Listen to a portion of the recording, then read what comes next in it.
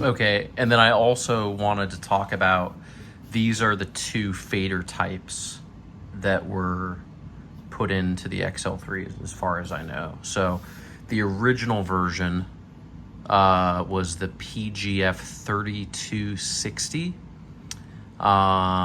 These are kind of hard to find, so I've had to replace a couple and pay a little bit more for them.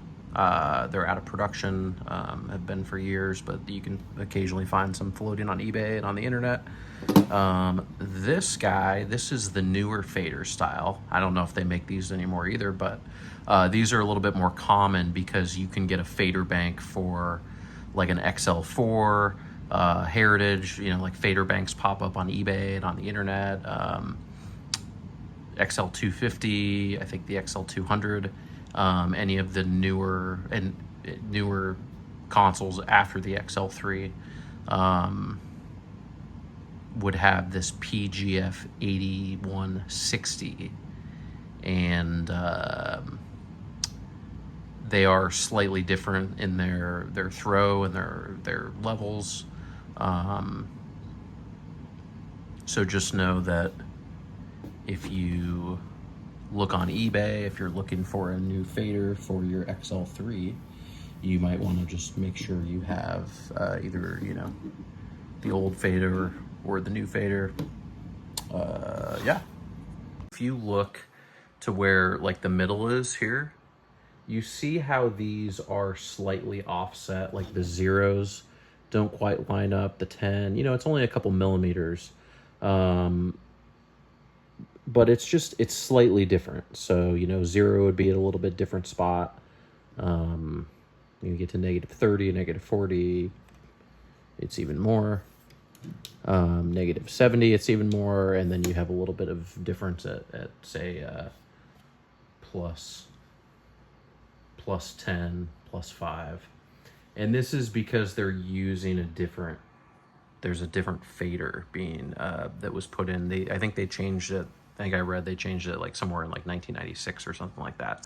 What that means is that if you were to swap faders or input modules with each other, you might have to recalibrate them. So I'm going to talk about what that recalibration process looks like. So in order to calibrate these, let's say, for example, you have a input module from a newer XL3 that was made in 1999, and you put it in an old desk that was made in 1993, your fader is going to be slightly off. And maybe that's not a big deal. Some people would say just turn it up until it sounds good. But if you are interested in knowing how to calibrate that, you can look in the service manual, and it talks about these two trimmer pots. So what those are is VR4, which is right here. That is the VCA level. And then VR6 is the VCR control range, or kind of, how far up and down on the fader the range is. And so what I would do to calibrate this is run some tone through the console on an input strip at 0 dB. Then route that to the left-right, and then adjust this fader until it is at 0 on the left-right bus. And maybe just nudge the fader down just a hair to make sure that it is where it should be. And then adjust this variable resistor here until the +10 is +10, and I think the meters only are at like -30, so -30 is -30. That just kind of gives you the total range of the fader.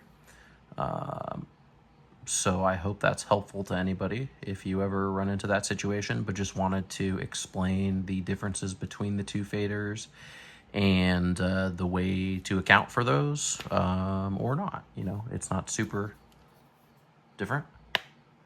It's a little bit different, but you might just be able to get away with